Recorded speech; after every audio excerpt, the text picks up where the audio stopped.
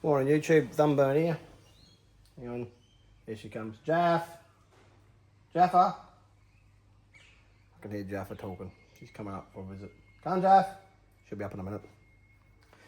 Yeah, just wanted to do a bit of a tackle talk this morning and pretty much what I believe in and about I reckon the formula, I suppose, to try and keep a fish on. I don't know if any of you have seen the video of Rach lately losing that nice fish. I absolutely just feel a passion for it. So the story behind it, we've been married for a hell of a long time, 30 odd years or something, and Rach has fished with me a hell of a lot over that period, right from before we had kids right through, and she's actually witnessed me just catch hundreds and hundreds of metre barra. She's been with me, netting me, she's felt my passion for it, and she's also fished and fished and fished for that same period.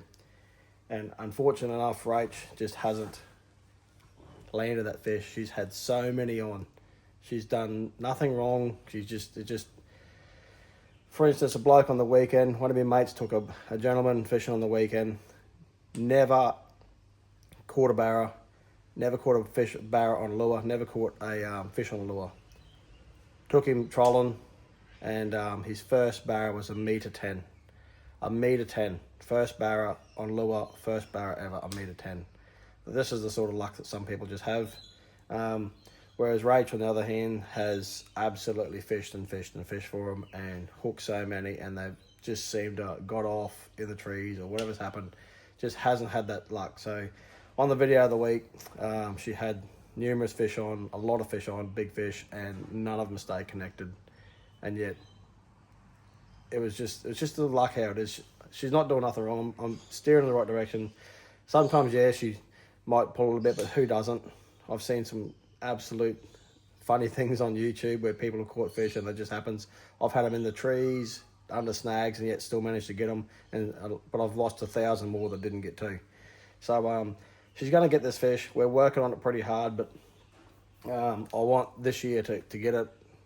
Her passion is right at the top at the moment. Her drive is there. She's thinking about it. She's doing everything right, and she wants it really bad. So I feel for her, and we're going to get it for her. I'm going to put in every effort we can to this year now. The boys fish on their own now. They don't come with me much no more if you watch my channel.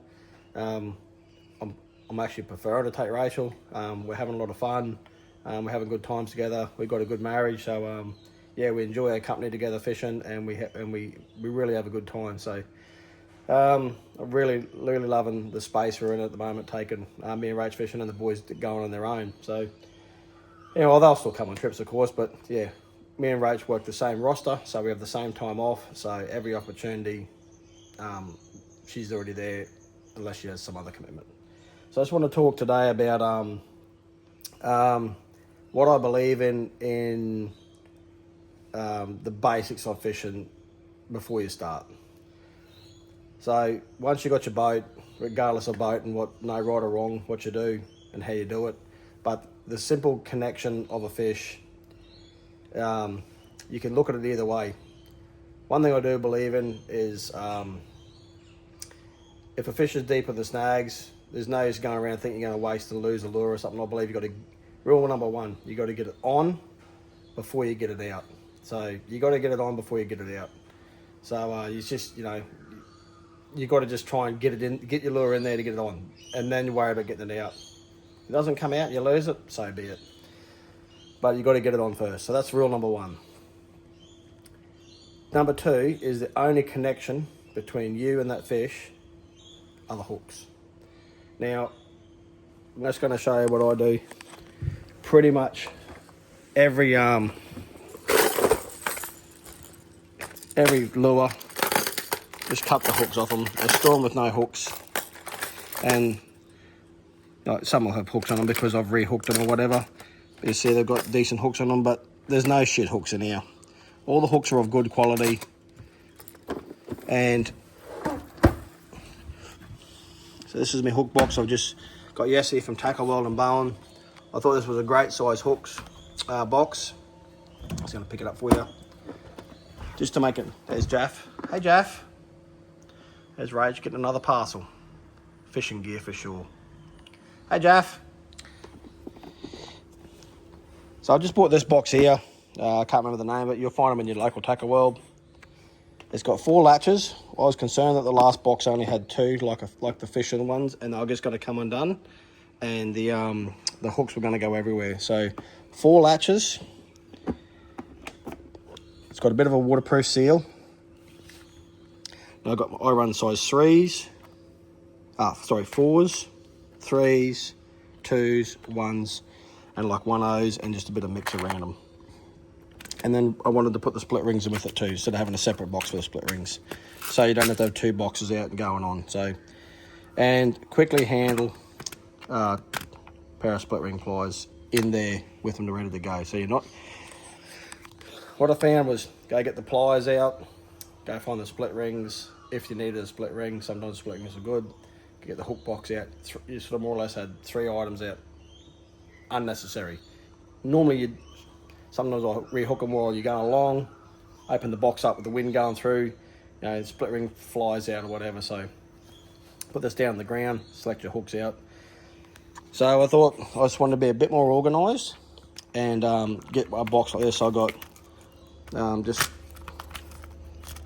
various ones in packets, and then this little bit ring box in here with all various shit in it. So yeah, size 4s, 3s, 2s, 1s, and thing. So and I've just marked and labelled them, so for easy reference, just if I ask Rach, just grab us a size 3 out, whatever. Morning. Nice early morning. It's bloody muggy as hell this morning. And yeah, so I just wanted to, like, for instance, this is a brand new bomber. We actually got this from Japan. Just love the colour, hadn't seen it before. And look at the hooks on it. The hooks are so weak and so thin. The lure themselves are not a bad quality. I mean, over the years they've gone worse. There used to be a white plastic underneath, and now they're like a clear, and they do. This does pull out. Years ago that never pulled out, but they have failed now. They were of a better quality back in the day. But anyway, they still work really well. Everyone loves a bomber. Yeah, so we bought this from Japan, but look at the hooks. So those hooks I wouldn't even attempt to use those. And those rings will be over. The rings aren't too bad, but they're probably of a lower standard just to sell them. So just upgrade those straight away. Just cut those off. Or you can unwind them, keep them, and do whatever you please with them. We're looking at oh, they're sharp though. So I also bought this little fella in Japan. Just like the colour of it. It's just a novelty of getting something there. So a Skitter Pop Elite 95.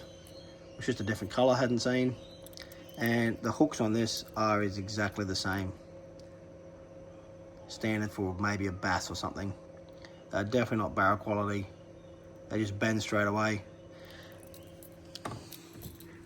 It is muggy this morning. There's rain all up, the second little wave of rain for the wet season all down North Queensland. I believe above Townsville's been getting cut off again. So just at home, getting some gear ready. Yeah, so the hooks, they're of a poor quality, and it is the link between the fish and your lure. That's what you're actually aiming to do. You're wanting to catch the fish. So rule number 1, get it on before you get it out. 2, the hooks are now connected. Split rings are your third part of the connection to the lure. The lure is the quality that you get. Some are good, some are poor. Obviously, if it's a good branded lure, or they're all pretty good really, what you buy now. And then it goes down to your knot and your leader quality, and then the condition of your leader, to the next knot, to your braid, and then the reel is pretty much irrelevant really. It's just somewhere to store the line. And people talk about drag pressure and that. You can use the drag, but you can also just gently apply your thumb.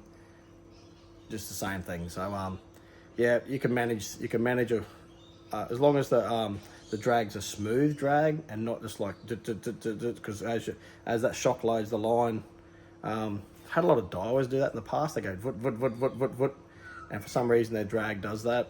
That's why I don't use them preferably. Some of them are probably really good, But the ones all I've had have all done that. When you tighten them up, they for some reason just go zit. Ryan has a Daiwa HRF. It's good. It runs spot on. So not bagging Daiwa, but just my experience. The Shimano doesn't seem to do that, so that's why I run with them. Yeah, and there's plenty of other people say, oh, well, I got this one. Well, good. I'm saying that's great. If yours doesn't do it, perfect. That's great.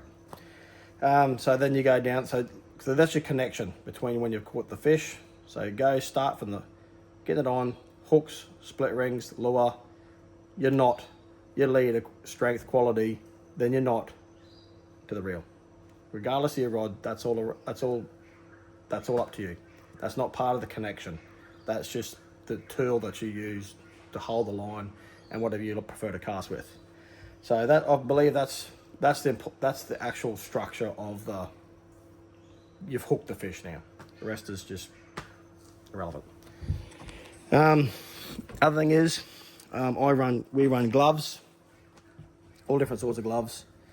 I run gloves, one for the sun, and two just for your hands get chafed a lot, your hands get cuts a lot from handling fish. When you tighten braid down, you get the braid to the leader, and then people do FG knots. I don't do FG knots. I reckon they're a great knot. I just can't be bothered with them. I think they're awesome. I've learned to use one. For me, it just frustrates me. I just tie a braid and a spider hitch. Done it forever. No reason for me to change. It works. It's worked for me this long.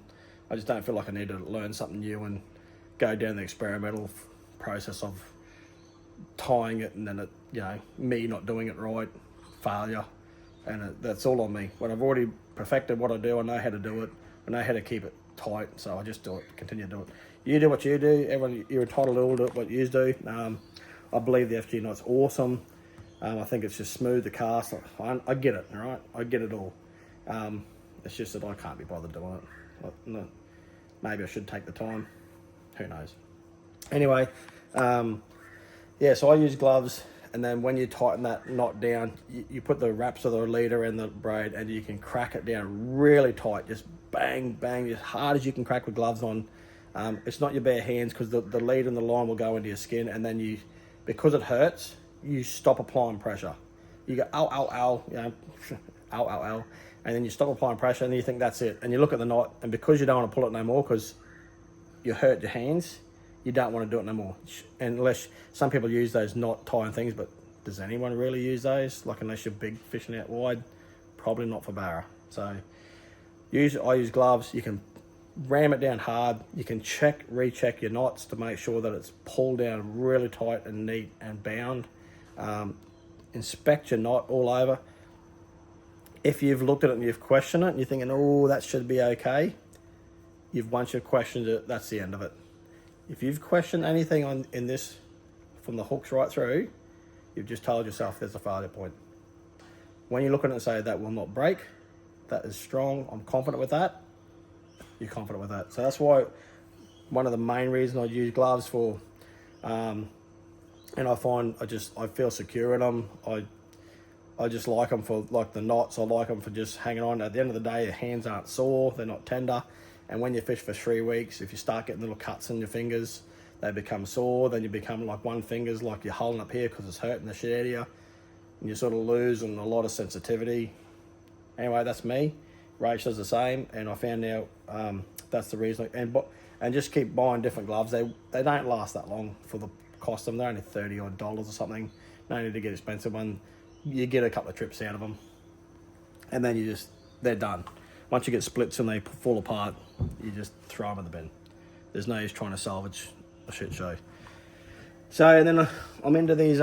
This is a new glove that I've been running. I haven't run these yet. So I run the Buff water glove. They don't make them no more. We've just got these in the mail. They're a Buff called Aqua Glove. They come up your wrist a lot, so I didn't put them on. But when you put them on, they come up to about like right up here. And when your shirt comes up your arm, you don't get that sunburn between there and there. And so I haven't used these yet. They've only just turned up, but they feel really good on. Called a Buff Aqua Glove. I find some of these gloves are very hard to get online. They're always out of stock, or not many stockers stock this type of glove. Yeah, they're a Buff, very popular brand, but that's called Aqua Glove. Haven't used them yet, but they feel really nice. You'll see here, so we've gone through, and this is Rachel's box. Some of these are new, they haven't been cut out, but all the hooks that are on there, there's a couple there that are, for the size of that lure. There's just the standard VMC hooks. I don't really like those, but we haven't got around to changing these yet. They're just new lures, and I'll see that they're shit. We'll change those. We'll sit down, we'll just cut those off. In Rachel's, that's Rachel's new little tackle box. And yeah, so we've gone through, like, you know, the shit hooks on the bomber. Cody from Tackle World got some of these from him. They're the new panic thing. I'll give them a go, see what the rave's about. Shane's built a pretty good product from what the sounds of it. And so yeah, I'll give those a go. The buffs are here. Rach, we like to use are the Sims brand. But the Sims, they're actually contoured shape around your face. They're not just a square cut. So they seem to fit a lot better. They're actually hard to get as well online or fly fishing shops, or they're a little bit dearer. But see how it's like a contoured shape around your neck, so it goes down the back of your neck and down the front. Definitely a lot better build than just a straight cheap rag one that you yeah, fucking hot. I'm sweating my ring out here. Yeah, so it's a lot better. They're called a Sim Solar Flex. Yeah, they're very hard to get, but they definitely fit better, and it's worth a little bit of hunting around for one. So Sims brand. And Rach also bought some ladies Sims one, and for the ponytail, they've actually got the rear part stitched out of it, and the ponytail can come through without having I knew you'd be here soon. Oh, she loves tackle talk. Hey, Jeff. This is Jeff. She's a marble Bengal, and she has got a girl, and she has teenager attitude. Hey, where's your brother? He's a rosetted Bengal. Hey, you don't know where he is?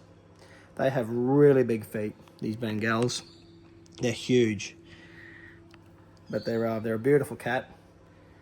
Jaffa loves water. You put the sprinkler on, she actually stands in it and just gets wet on purpose. Goes in the rain when it rains. They're a water cat. And yeah, when it rains, she's out in it, just getting soaked, playing in it. Just absolutely loves rain, loves water. Doesn't like baths though, only because just her attitude, just proper girl teenager attitude. So this is Jaffa. See, there it goes. Go on, off you go. Don't you create a problem, get up there. Go up that way. So the leader we use, it's just Snyder. It's a Snyder 80 pound. I run for trolling, for Barra, for lures, and just for casting I just run the 45 pound. This is just great value, this stuff. Just get it from BCF or anywhere, or any shop. It's cheap, it's strong, it's great line. Snyder is great line. That's what I use for leader. I don't buy other shit. The only one I've just bought is this on the weekend. It's 60 pound, and I'm going to run it for when we run surface lures, just to get the leader a bit stiffer and straighter. Just going to give it a go. I've tried it before, didn't think much of it, but I'm going to give it another go. That's what we always use, just the 2 rolls. 2 rolls pretty much do everything. Yeah, but I'm going to give this another go. Just testing it. What else? These scissors. Keep some of these scissors. These are, for another packet here, Shimano. Got these from Tackle World as well. Super Scissor RTs. These things are absolutely excellent. They're so sharp. That rubberized handle. They just cut really good. They're very easy to get your fingers in. So I bought another pair, and I'm going to have those in the box in case these ones we lose them over the side or something. Just going to have them leave them in the packet like that in the box. This is the split ring pliers. Sort of a bit hard to get too. They do sell them in Australia here or there and every few web stores and a few tackle stops. Texas Tackle, and this is the size standard. They're I've had these for absolute years, and they still work really well. if you know anything about Texas tackle, see how it shuts not over the end on the front, and they just work a little bit different. They don't flare it right out, they grab onto them good. Yeah, really happy with them. Prefer them over all the other brands. Texas tackle. What else do I run in the boat? I have this, I'll show you. My mate got this from me years ago. This, and I'll show you what it is. I still want a new in a packet. I run Fireline. It's hard to get no more, but I just shop on the internet and just find some. I just got 10 rolls coming from New Zealand actually at the moment. It's original Fireline. It's as rough as hell, but it's as strong as hell. I've tried all the other brands. I've tried all this stuff, and for the barnacles and stuff, and I just find this stuff is it's the strongest. It is the toughest. It just cops a beating in the sharp shit. That J-braid type stuff hits a barnacle. It just cuts so fast. There's virtually no resistance, and it's just gone when you hit on the sharp stuff.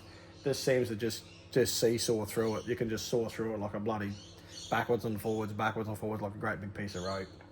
Yeah, it's a bit thicker. It's a bit nasty. It's a rougher. But it's that connection I was talking about. This stuff, it's old school. It's fused. It's not braided. It's actually fused. I think the word is. It's fused. It's not spectral braided. I think it's fused. So thermally fused. That's what it is. So I think that's the secret to it. Here's this thing here. Don't know if these are still getting made or not. They're actually real ease. You can put them in your boat. You clamp them onto anything you want. Clamp them onto your rod, and then you just wind your line on. Here we go. See in this picture, they've got it clamped to the rod. That's our old school rod. And I don't know if they're available, but that's real ease. Home Hill, Queensland. Not sure if they're still available. He's still going, or what's going on with these. But anyway, there's the address there. Had this for just a long time. It stays in the boat, clamps onto the rail. You put your line on it, put great big spools on it, and then yeah, you can just clamp it on and just adjust your thing. So on the fly, you can just put another spool on without having to muck ass around. What else we got? The other thing we got running, you might have seen. Wanted to show you these as well. They're pretty expensive, these things, but it is a absolute. I believe it's a great investment. It's a Helly Hansen raincoat. Got them from Anaconda. They were not cheap. $200 or something, or maybe more. It's a very good waterproof quality. It's got a mesh and lining, and this is a great raincoat. The hood goes right over, and then you can put this thing over your hat as well, over your cap. So there's got like a little roof over your cap. Tighten your neck up. It's warm, it's dry, you look after it. It's not just a plastic raincoat. You look after it, you fold it all back up. Absolute. So go in Anaconda, so I got it from Helly Hansen. It's totally worth the money. I love it to wear. It's comfortable to fish on. Casting, it's not a hindrance. It's not just a lump of plastic on you. Just shit. It's super, like, it's built for the job. Absolute investment. And Rach bought for herself. Hey Jeff. Rach bought this one. She loves this one. It's the same. It was expensive as well for a raincoat, but you buy it once, cry once, and it is. It's got a full hood as well, and it goes totally over like a roof over your head. See, it goes over a cap on your cap. Turn it around. Anyway, you can get the idea there. It goes like a cap over you. And it is it was written down the bottom here somewhere. What brand it is. I'll find it in the pocket. It's also from Anaconda. I'm going to find it for you in a minute. It's written up there somewhere. Something about a mountain on it. We'll have a better look. Hang on, bear with me, people. It's written here somewhere. Got shit going on here everywhere. But there it is. There it is. It's a Repel water. Repel water. Yeah. Mountain Designs. and it is really, really good quality raincoat. Same thing, it's warm with the breeze, stays dry, and that, like I say, it was pretty expensive. I think it was like maybe over $250. It's a lot of money for a raincoat, but you look after it. You fold it away. It's not just a piece of plastic that gets mouldy in the bottom. You dry it out, you fold it up neat, you look after it, and you'll have that for a long time. But it's comfortable to fish in. It's not just like where your sleeves roll up, and you know what I'm trying to say. What else we got going on? The Thumburn boat, that's about all I want to talk about. The Texas tackle, the gloves, the Sims, the shit hooks, the connection have some good quality hooks. Cut the hooks off. What leader? Yeah, bloody, I'm sweating. Anyway, so that's what I do a tackle talk on in Thumburn's boat. What I believe from where you start. Think about from where you start from the fish, getting him on, right through to keeping them connected on your end of the deal. You can't keep it connected on his end of the deal, their end of the deal, the fish's end, but at least on your end, you know, if you don't get cut off or whatever, that in a simple, just middle of the open, it doesn't fail, or very less chance of failing. There is always potential. All right, and thanks for watching, and yeah, we're off to a trip soon. We're going to head to Burketown for something different. We're super keen on it, and can't wait to do a video on that and see how we go at Burketown for the first time fishing there. All right, thanks for watching Thumburn Fishing.